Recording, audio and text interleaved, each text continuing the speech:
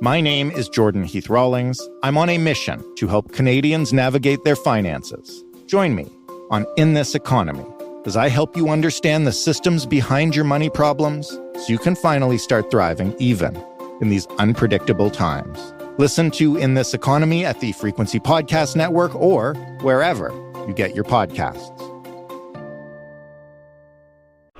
Find your frequency. You're listening to a Frequency Podcast Network production. Nothing can bring back a murdered loved one, but the justice system is the best thing we have at helping communities find closure and helping all of us find answers.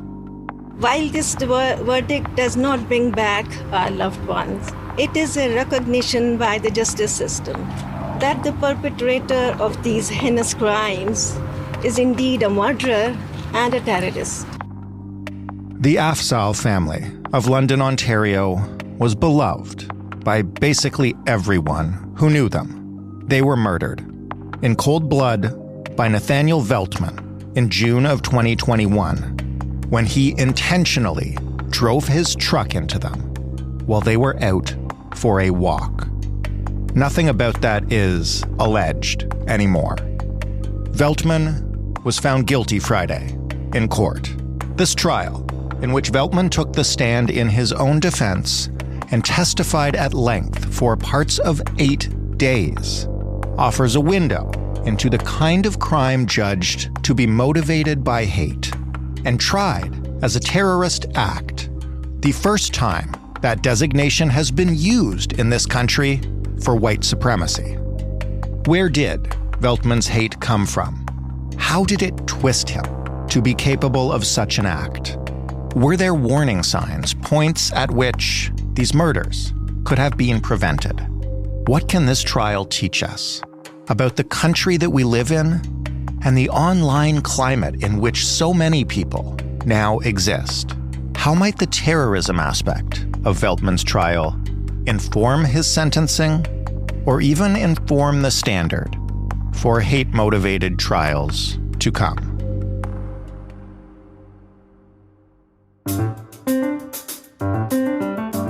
I'm Jordan Heath Rawlings. This is The Big Story. Wendy Gillis is a crime reporter with the Toronto Star who has been covering this case from its beginning, I guess, to what is now almost the end. Wendy? Yes, we are approaching the very end. We'll get to the verdict and everything that it indicates in a few moments, but just to lay the groundwork, because some people may not have followed our previous episode on this or might need a refresher, haven't read your work in the Star. What did Nathaniel Veltman do in June of 2021? Nathaniel Veltman, in June of 2021, got behind the wheel of his truck that he had recently purchased, drove through London, and upon seeing a Muslim family walking down the street, he floored the gas pedal, steered towards the family, and struck all 5 of them on the sidewalk. It was fatal for 4 of them, and the only survivor was a 9-year-old boy who is left orphaned and without his sister and grandmother.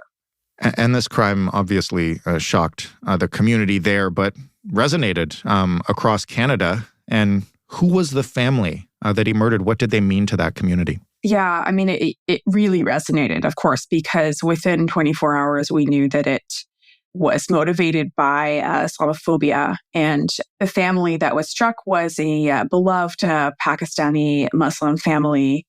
You know, everybody seemed to adore them. They were very big participants in the London mosque. Yumna, who was the 15-year-old girl who died, had recently painted a mural inside of the school. Each and every one of them was just overall very loved in the community. And when this happened, there was just an absolute outpouring of grief and of outrage over what had happened. And even beyond, obviously, the tragedy and its impact on the community and how much it resonated, we spoke at the beginning of this trial that there was a reason beyond justice, like simple justice for the community, that this trial itself would be important. Can you explain why this was a groundbreaking trial? For sure. So Nathaniel Veltman was charged with 4 counts of first-degree murder and 1 count of attempted murder in connection to the 9-year-old boy who survived. And a few days after those initial charges were laid, federal prosecutors put what's called terrorism enhancements on top of those criminal charges. Terrorism charges date back to Canada's anti-terrorism laws that were enacted after 9/11. And they are intended to be applied in cases where a crime is not just a crime. It's a crime with a motivation that's intending to instill fear in the population or a section of the population. And it has to be motivated by, political ideology, religious or an ideological motivation, such as, in this case, white nationalism. Now, traditionally, we have not seen white nationalism be designated to sort of the level of terrorism. Traditionally, we've seen it applied much more to Islamic extremism. So think about, activity connected to groups like Al-Qaeda or ISIS. Mm-hmm. We haven't seen it applied in a case where it was alleged that it was motivated by white supremacy, far-right ideology. And notably, there was a case, of course, your listeners wouldn't forget the Quebec City mosque shooting that was found to have been motivated by racism and hate. Mm-hmm. There were terrorism charges that were applied there. And so when this happened, it was seen as somewhat groundbreaking for prosecutors to say, this is not just a regular first-degree murder. This had a larger motivation, and we need to make sure that this individual is charged commensurate with that, right? We just didn't know how it was going to apply. So this is the first time ever, not only that they were saying white nationalism equals terrorism, but also a first-degree murder case that had a jury. They'd never been asked before to look at it as a terrorist attack. So that in itself was really symbolic that it was alleged. And then certainly it only became more significant as the trial went on. Well, you've covered a lot, sadly, of first-degree murder trials. And over the course of this one, how did you see the inclusion of the Terroristic Act change the way that evidence was presented, or change what kind of evidence was presented, or the arguments that were made? Like, what was different about this? Yeah, that's such a good question, Jordan, because it's really interesting. I mean, prosecutors don't usually have to present a case that involves motivation.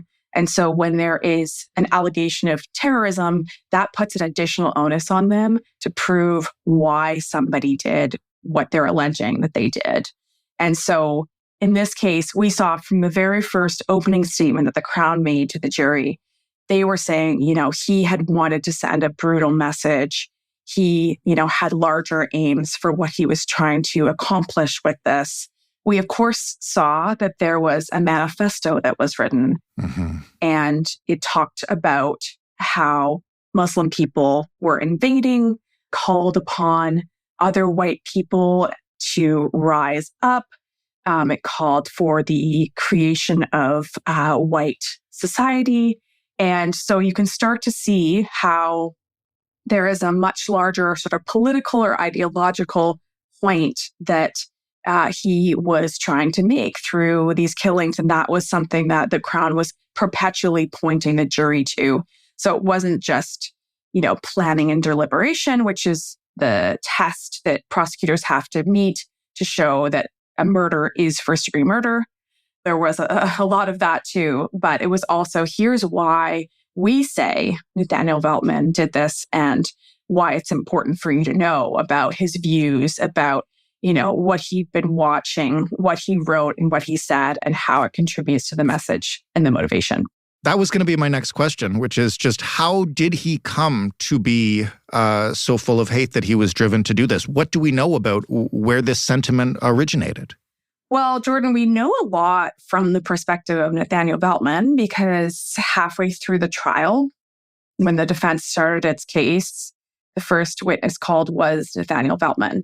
And he stayed on the stand for 8 days. It wasn't 8 full days. There was a lot of legal arguments kind of in the middle, but... Is that usual for a defendant in a murder trial to be on the stage for that long? Generally speaking, if there's evidence that cannot be brought by any other means than through the defendant, then they will call him or her, if they think that it's important to the defense case.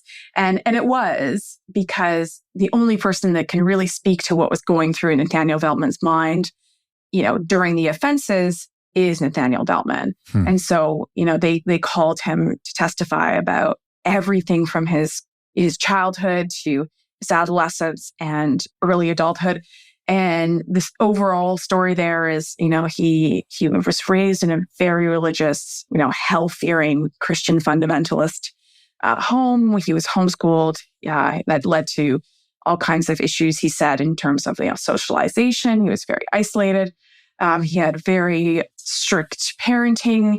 And then he ended up leaving and going to high school for the last year and experimenting with drugs that just kind of, on the other end of the spectrum. But ultimately, he had severe depression. He said that he had obsessive compulsive disorder. That was certainly challenged by the Crown at the end.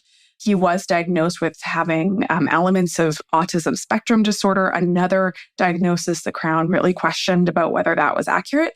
But, he said he had some mental health challenges. He had mental illnesses.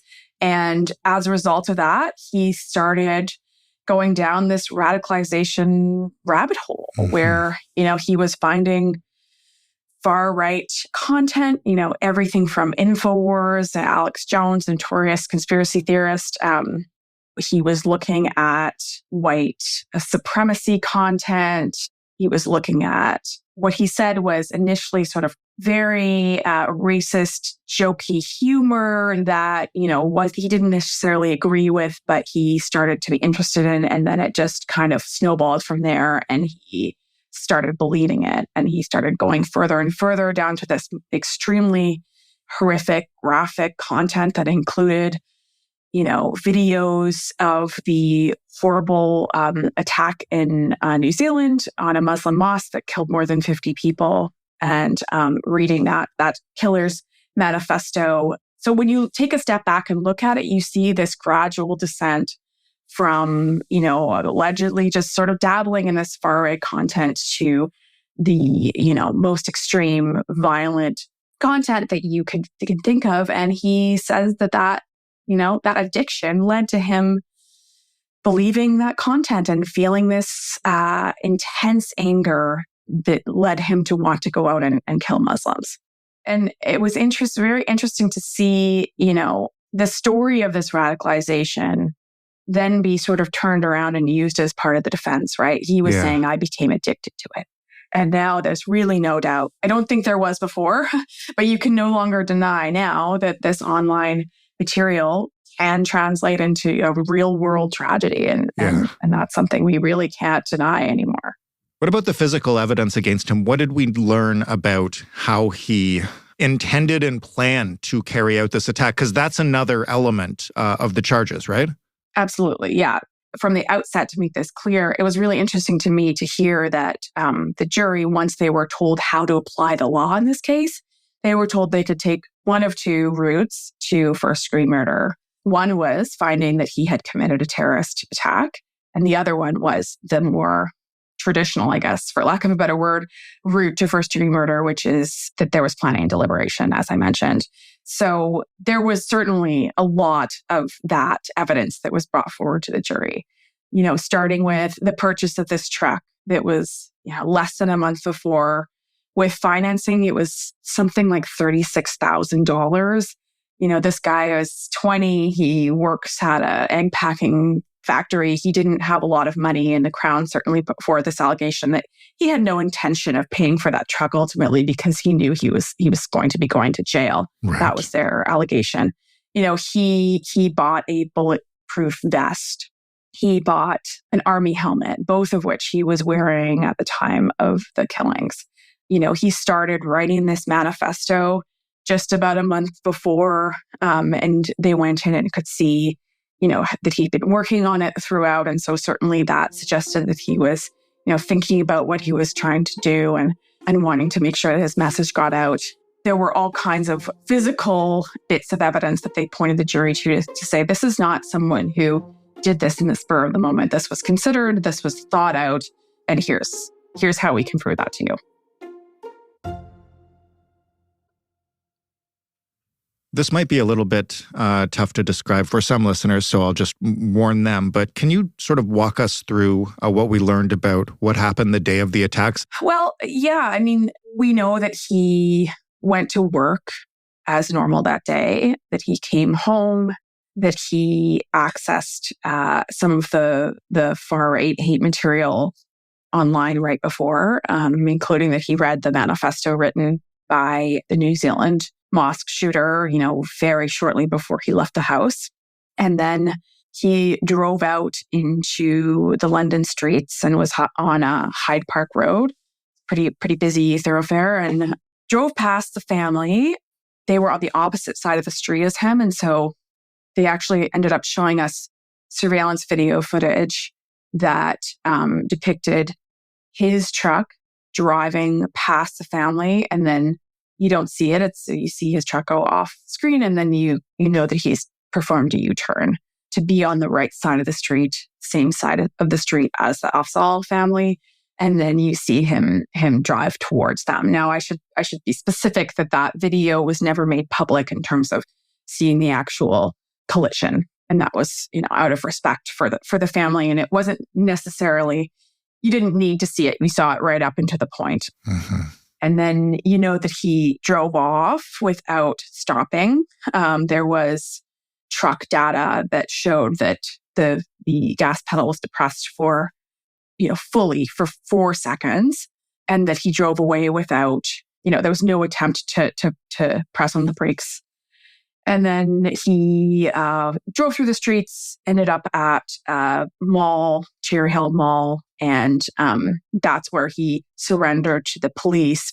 He drove up to a cab driver who had just been sort of starting his shift and having a coffee, and said, call 911.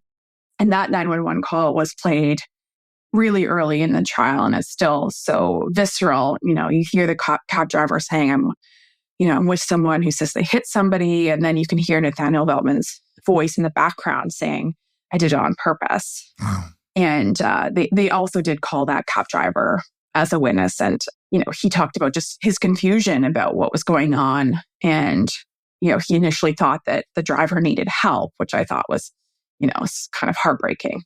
And then, he said that Nathaniel Veltman had asked him to record it. He asked him to record the arrest, which the Crown then later pointed to as evidence that he was trying to build a narrative around what he was doing. He was trying to inspire others to commit similar atrocities and wanted, the attention for it.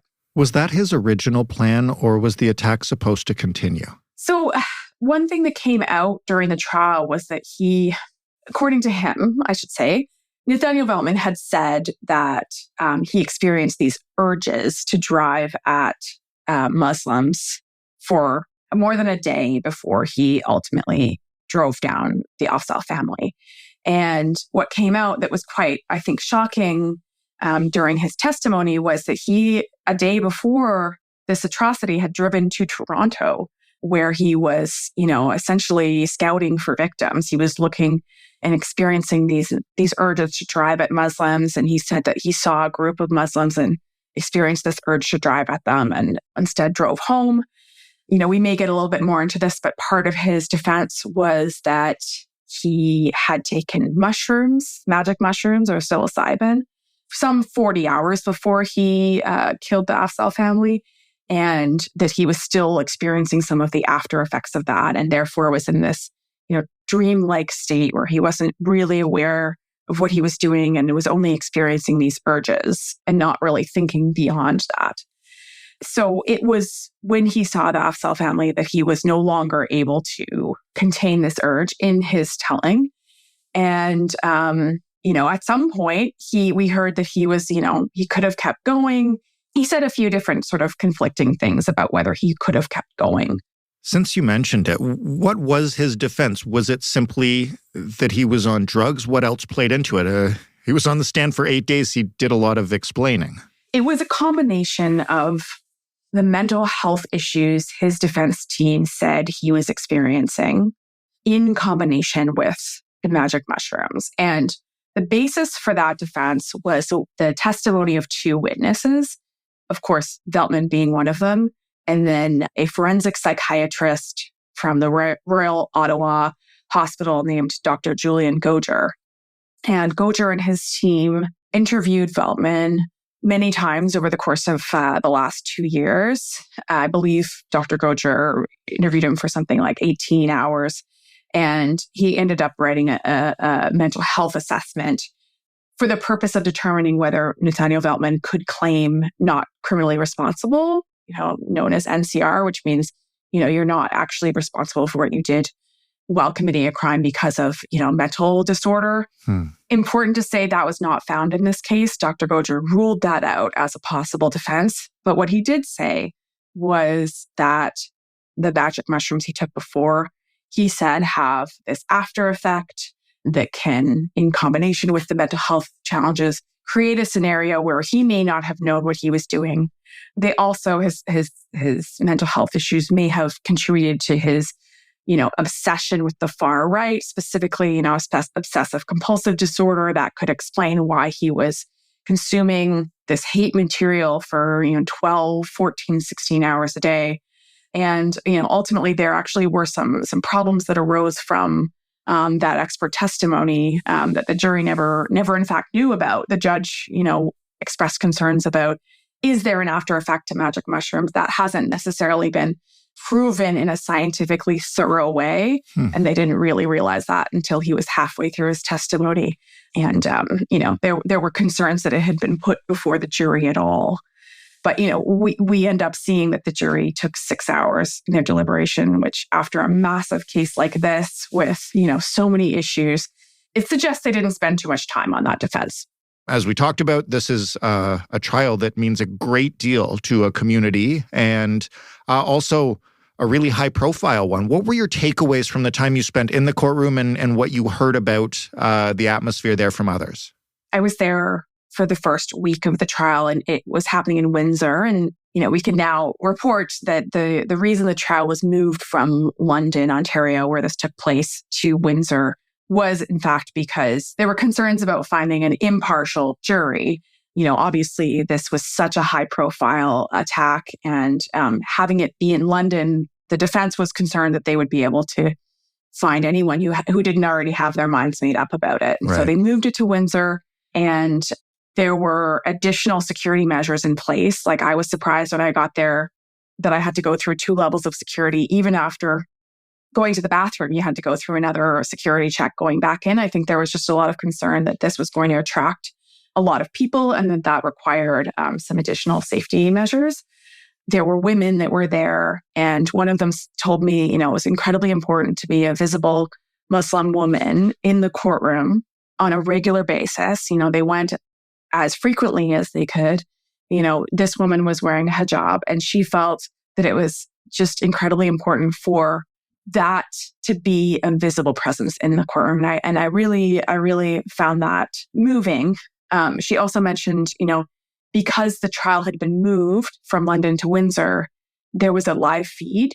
Trials in 2023, it's an interesting aspect. Like, that some of them are now on Zoom. That's how I covered the majority of this trial. And it allowed for even a trial that was taking place in another city to be broadcast in the London courthouse. And so she said that their feeling was they wanted, in solidarity with people that were watching in London, to see Muslim people in the courtroom as well. Right. When the verdict came down, people tell me that it was a full courtroom, and you could see that in the Zoom as well. I heard someone cry out after the first, how do you find the defendant, guilty of first-degree murder? Like that. That was definitely, an emotional moment for people that were there. One person told me, it felt like the weight of the last 2.5 years was suddenly released off of everyone's shoulders. And so, an incredible amount of relief in the span of just a few minutes, starting with a lot of anxiety. What role does the terrorism aspect of the charges play in the verdict and the sentencing, or do we not know that yet? I'm trying to figure out what happens now. The jury only had to agree on the destination. They didn't have to agree on the route. So each person could decide, okay, this is obviously planned and deliberate. He's guilty of first-degree murder. Or this is obviously a terrorist attack that was intended to, incite fear. It was ideologically motivated. That makes it first-degree murder. Of course, they could have also thought both of those things. but jury deliberations in Canada, we don't ever know what happened during them. And so we don't know how they came to their decision. We only know that they found him guilty. And so that becomes important because I think the general public, I know that legal observers, I know that, lawyers, everybody is very curious to see this defined as a terrorist act as it is outlined in those anti-terrorism laws that I had mentioned. And so there's certainly an expectation that this trial judge will make a finding of fact that is open to her to do based on the evidence that she heard when she makes the sentencing decisions. She can make findings of fact based off the evidence. And when will we know? December 1st, they are back to set a date for that sentencing hearing. There'll be victim impact statements. Having sat in on a few of those, I know they can take a long time, especially for, a very, very high profile case that impacts not just, a family, but a broader community. We'll get those victim impact statements. And then the judge, I would expect, would come back with her written decision sometime early in the new year. Wendy, thank you so much for this. It's a really tough trial. I'm glad the community seems to have some sort of closure.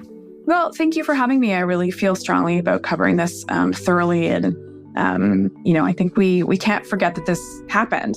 That's the most important thing to me is we have to be aware of how this happened and why it happened and to make sure that nothing like it can happen again. Wendy Gillis, crime reporter at the Toronto Star. That was The Big Story. For more, you can head to thebigstorypodcast.ca. You can listen to Wendy's interview from the beginning of this trial to find out if she got the answers to the questions she had when it began. You can find us on Twitter at TheBigStoryFPN. You can email us. The address is hello@thebigstorypodcast.ca. And you can call us and leave a voicemail. The phone number is 416-935-5935. The Big Story is available in absolutely every podcast player. And wherever you find it, please like, rate, review, subscribe, whatever it lets you do, and just tell a friend. Thanks for listening. I'm Jordan Heath Rawlings. We'll talk tomorrow.